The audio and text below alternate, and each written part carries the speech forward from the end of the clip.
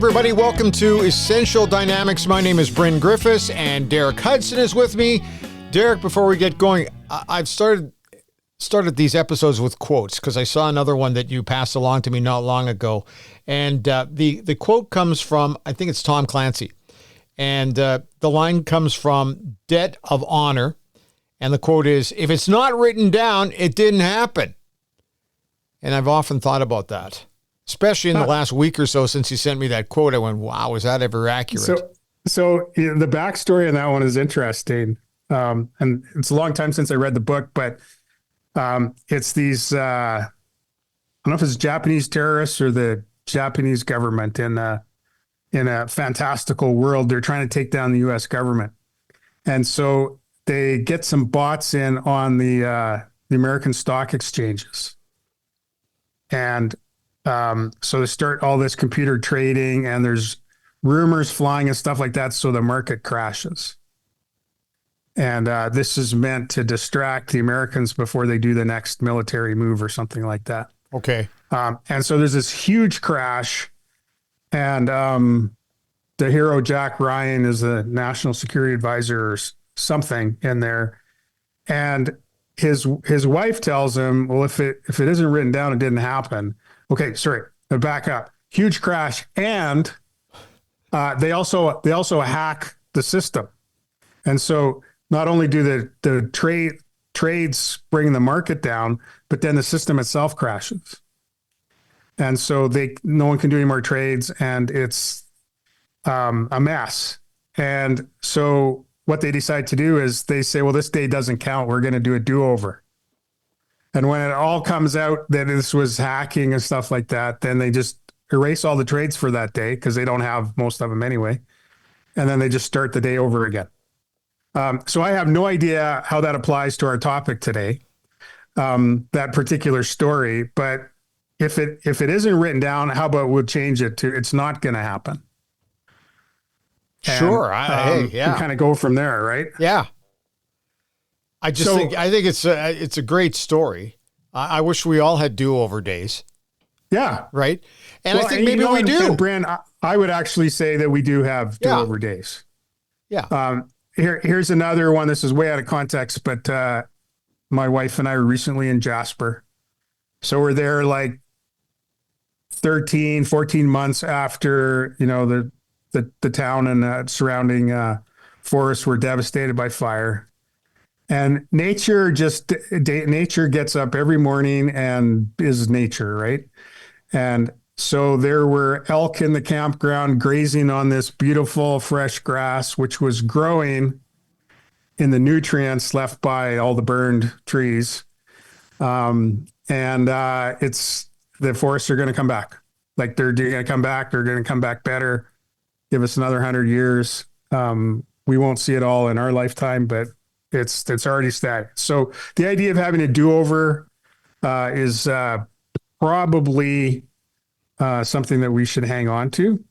But today, I do want to talk about writing and pick up on our last episode, but I want to try and get a little bit more practical because the scenario that we have is the busy business leader who runs on intuition, emotion, on emergencies, and rushing around solving problems and all that kind of stuff.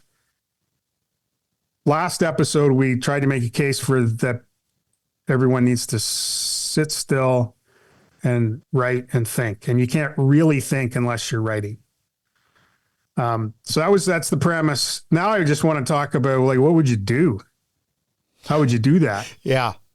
And I remember actually a conversation with someone, and I think the difference was you can be strategic or you can be tactical. And I said, I find that if I want to be strategic, sometimes I need to leave my office and go someplace else and just change the scenery and then sit down. And then, often even just like a blank pad of paper. But at the time I'm like, okay, I've got this far. I have no idea now what to do. Right. I know that it's not answering the phone and, checking email all day. It's something more proactive than that. I don't know what to do. Now I think I have some ideas. Hey, but whoa, I just got to stop you here for a second though on one thing. I think a change of scenery is great for me. Like, for example, I could work out of my studio. I could work out of my office just down the hallway. Sometimes the best work that I'm able to come up with creatively is if I take my laptop and I go to a coffee shop.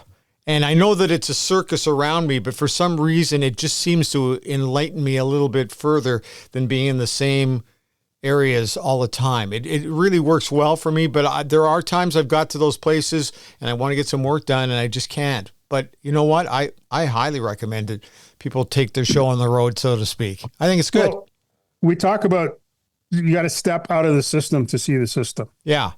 And so sometimes physically moving yourself out of the chaos is a part of that. And another part is writing, because then you're forced to make coherent observations about what's happening. And so maybe we could pick up from that. I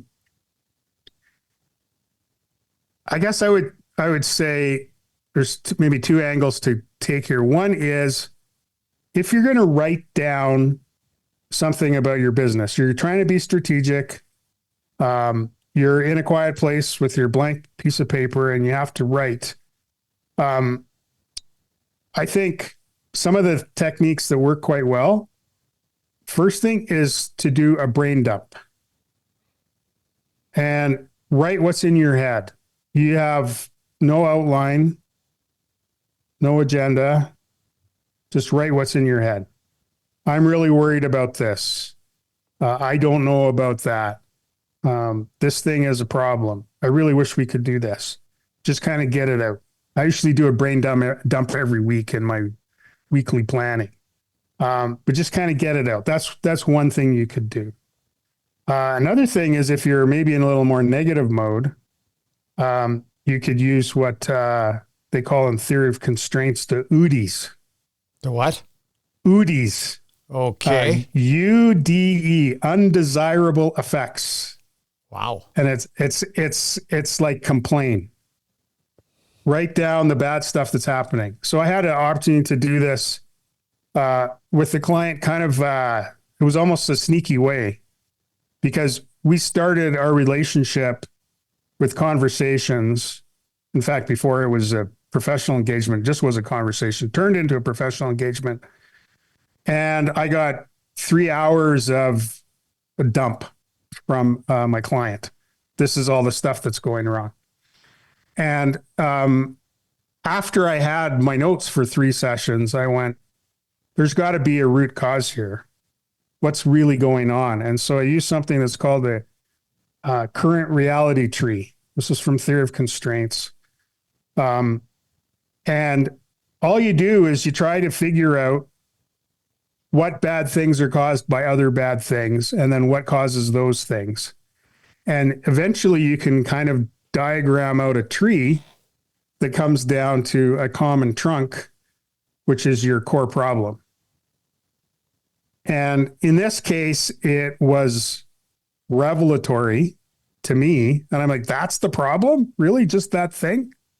And then I sat down with the client and I kind of played it all back. And he went, that's the problem? Well, we can fix that.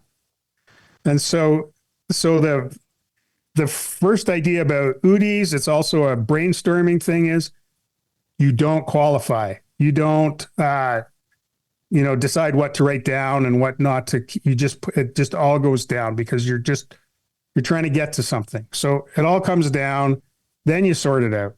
So that's a different step, as you sort it out.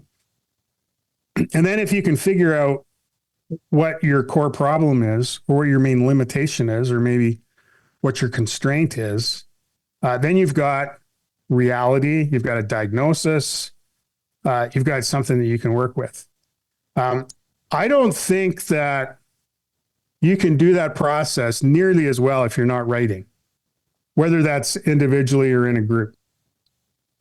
And there's something very cathartic about writing down a bad thing and then moving to the next bad thing, rather than ruminating in our minds over and over again about this one bad thing. And then when you start to stitch the logic together, you realize that you don't actually have to worry about all these bad things because there's only one thing that's happening that's causing a bunch of them, and you actually could maybe solve that. You know what I love here though? You've gone from the top of the tree down. A lot of people that I know wouldn't think of that. They would go from the base, the roots, up. But I think you're absolutely correct. I think you're absolutely correct. And when you say sometimes you've got to take a look at that and work your way down to the roots. There's a reason things bug us, and maybe the world's trying to give us a signal, and we can get bugged by a lot of things. It's Stephen Covey quotes it. The author might come to me, but it's for every 1,000 people hacking at the leaves, there is one person that's chopping the root. And so we're trying to get to root cause there. So there's that. The other thing is more on the aspirational side.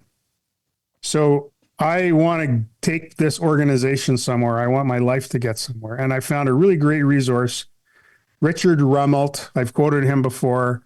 The lead book is called Good Strategy, Bad Strategy. And Rummelt is highly critical of most of the strategic plans that you see in organizations. He says many of them are filled with buzzwords and platitudes masquerading a strategy. He calls that the fluff problem. It's like there's jargon. There's things in there. It's sustainable. There's integration, stuff like that. And there's these words, but then if you actually looked at the words, it doesn't say anything. And so that's a problem. And I've seen that a lot of places. Then the other thing is that they don't actually address the problem. We've talked about constraints in a lot of episodes. We've talked about the crux. We talk about the tension between purpose X and purpose Y, or between people and the path, stuff like that. If you want to accomplish something in the future, you got to lay out what the problem is. And most strategies don't say we suck because they're just taking us from an awesome place, which isn't really awesome, to an even better place with some words. And then the other thing that Rummelt complains about them doing is they think a strategy is a goal. You can have a goal. It's important to have a goal. The strategy is what's going to change between now and when we're at the goal. And most times, and I've been involved in these probably closer than I care to admit, we just have a new goal. And we haven't identified the old problem. We have a new goal. And I don't want to be critical, but in our own lifestyle, when we try and change our habits, I have a new goal. I'm going to run a marathon. I'm going to fit in these pants. But that's not the problem. The problem is some basic ways that we handle stress in our life, some basic lifestyle choices we make. And if you got through those, you could do all in any of those things. And organizations are no different. And then the last criticism that I get from Rummelt is that the idea of having a template business plan or a template strategy or a fill in the blanks form kind of approach. And the problem with that is that if you don't know what your problem is, you don't know if a particular template is going to solve it. And the templates aren't going to drive you to go back and figure out what the problem is. And so we actually need, I said this in last episode and previous episodes, things actually need to make sense. There needs to be a cause and effect, what I call natural law. If you want an outcome, you have to do the prerequisites to get the outcome. And if you put that together, you might call it a strategy. It looks a lot more operational, but that's how you build a system. And I believe that that's the kind of stuff you should be writing down. So is that landing with you, Bryn? Yeah, it is. See, I guess maybe I call it something a little different. Strategy is a great word to use. Goal setting is huge. I consider it a roadmap. And I'll tell you why, because I don't always take the freeway. Every once in a while, I like to maybe take the off ramp and take a surface road and try to get to my destination just a little bit differently, but I still know where my destination is. But I really call it a roadmap because sometimes you do have to alter your direction somewhat. There's construction. We live in a city that's full of construction. You know that to get from point A to point B may not be the straightest line. But for me, I guess that's my strategy, is to always make sure that I can pivot a little bit while not forgetting where my goal is or where I want to end up. And there's some great points in there for business leaders, right? okay. That pivot sounds like a big thing. Well, it's a big thing if we made a bet, assuming a chain of causality, which we don't actually know, that we don't have a handle on. Whereas you're better off to make a bet to take you to the next decision point and test some hypotheses and find out where you should go from there. That doesn't fly with the board. No, the pivot's a bad word too, right? I've seen business guys cringe when they hear the word pivot, but sometimes you've just got to adapt. Yeah. Yeah. So what I like to think about is building a system. And what do we want the system to do? We want the system to flow. If I have a system that flows, do I need a strategy? Well, the thing about a system that flows is it's now resilient. It's adaptable. It gets signals early and does something with them. And that's the kind of stuff that I would encourage business leaders to think about when they're writing, is like, why is this the case? Where are we stuck? Where's our crux? What's the unsolvable problem that we have? The root of all the undesirable effects. How are we going to address that? And then you say, well, maybe we don't know. Okay, so then let's design an experiment. And if you design an experiment and you write it down and you have a predicted result, then you can do something. If you get the predicted result, you can say, well, maybe it's because of this action we took. So let's do it again. If you didn't get the predicted result, you can ask yourself, well, what happened? And you know what happens most of the time, Bryn? Is the thing that you said you were going to do, you didn't do it. Right. Yeah. So for example, if it's, I believe that if I make 10 sales calls a day for the whole month, I will land my 2 big sales that I need. And then at the end of the month, you didn't land your 2 big sales. The first question the sales manager could ask is, how many calls did you make a day? And if you didn't make your 10 calls a day, then you can't complain about the process because you're not following it. If you had 3 months in a row of making 10 calls a day and you didn't get your sales, then you could say, well, I don't think that our assumption is valid. I think there's something missing here. I can't close. Yeah, that's right. Or our product sucks or something like that. Yeah. So this idea then of writing includes what we see, what it really means. Like, let's get down to root cause. What's our problem? And then let's write an experiment. Let's write a hypothesis and test it. And if you do that, you can make progress in your organization. A lot of times when you write stuff down, you look at it and you say, that doesn't make sense. Why would I expect that result to happen from these actions? Well, these are the actions we always take. And we're not getting the result. Yeah. So let's logically think it through. You have to write that stuff down. That's where you can get more people involved if you have stuff written down as well. And that's where you can circle the point where you didn't comply and increase your compliance. So now we can test our process. Or to say, there's no way we're going to get the result because we don't have all the steps in place to get that result. I remember, and you probably remember as a kid in the comics, there was like how to draw the Mona Lisa, and there's like a circle and then a half circle, and that's her head and her body. and then two dots for eyes. And then in the fourth picture, it's the Mona Lisa. Yeah, kinda. Not really, like, but kinda. You didn't show me how to do that. Yeah.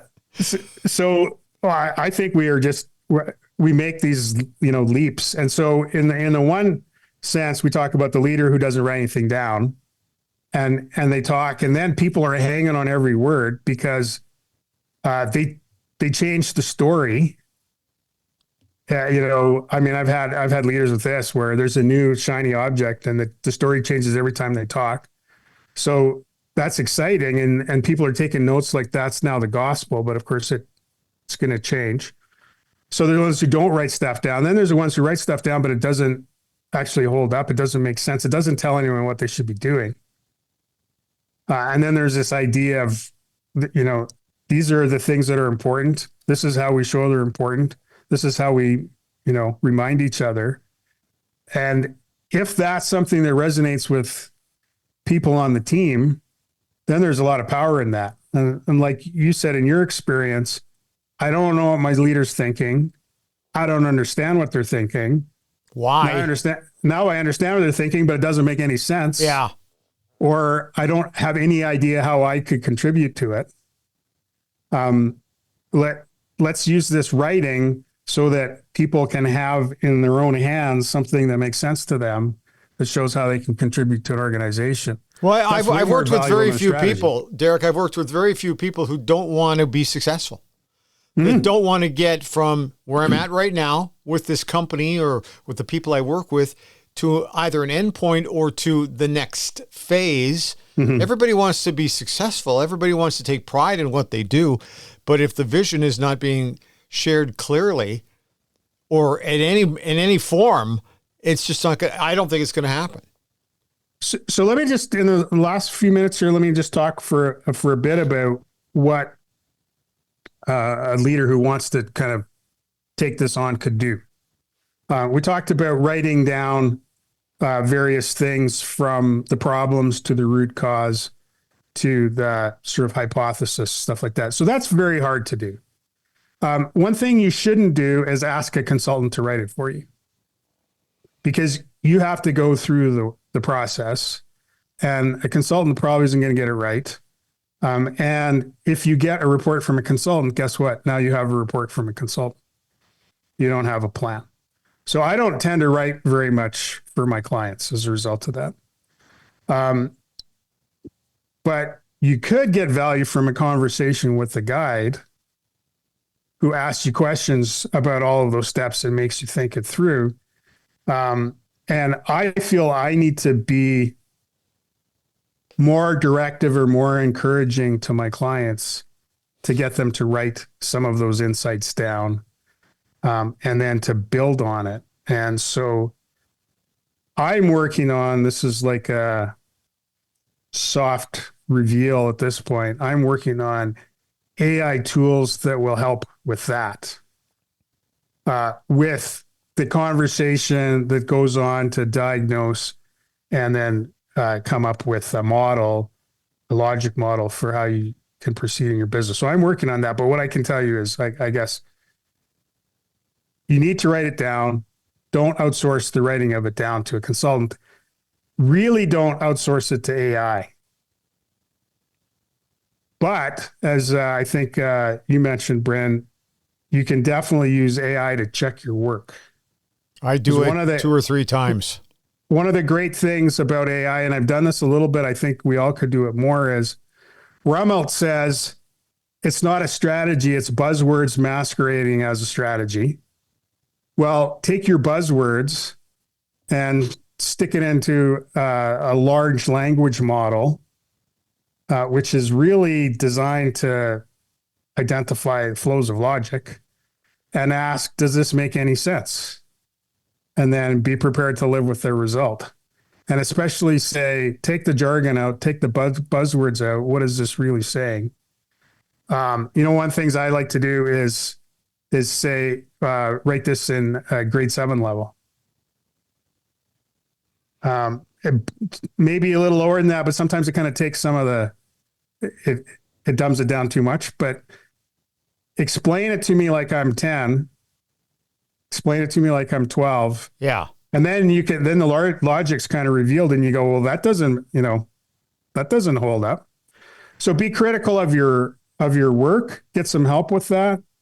There probably are some tools. Certainly I'm working on some that will help you think it through, but thinking and writing, that's done by the leader is more valuable than anything else.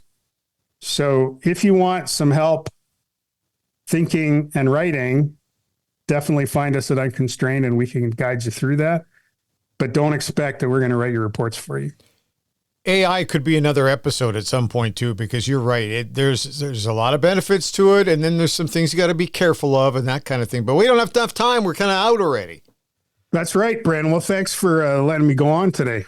Well, I think you brought up some great points as always. And you know what? It's the one thing that I've enjoyed since this is episode 120. First and foremost, can you believe that? 120 episodes. Yeah. But out of every episode, I see something that I do or do not do.